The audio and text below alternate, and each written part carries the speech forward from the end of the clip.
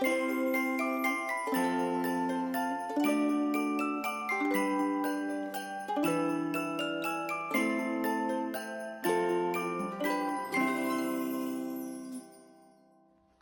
the wild things are.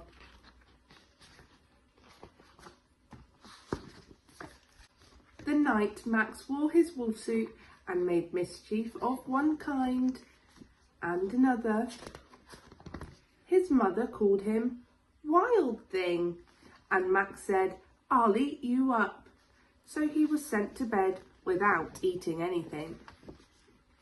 That very night, in Max's room, a forest grew and grew and grew until his ceiling hung with vines and the walls became the world all around.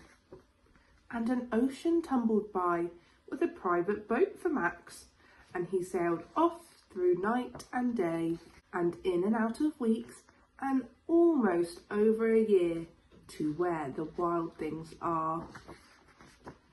And when he came to the place where the wild things are, they roared their terrible roars and gnashed their terrible teeth and rolled their terrible eyes and showed their terrible claws, till Max said, "Be still," and tamed them with his magic trick of staring into all their yellow eyes without blinking once, and they were frightened and called him the most wild thing of all, and made him king of all the wild things. "And now," cried Max, "let the wild rumpus start."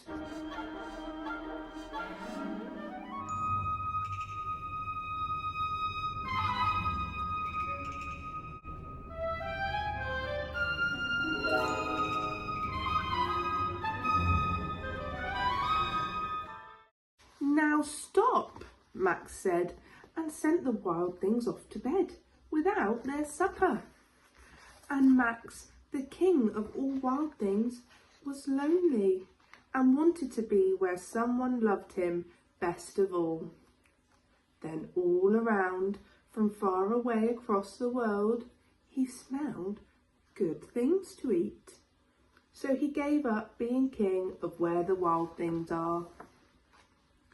But the wild things cried, "Oh, please don't go. We'll eat you up. We love you so." And Max said, "No." The wild things roared their terrible roars and gnashed their terrible teeth and rolled their terrible eyes and showed their terrible claws.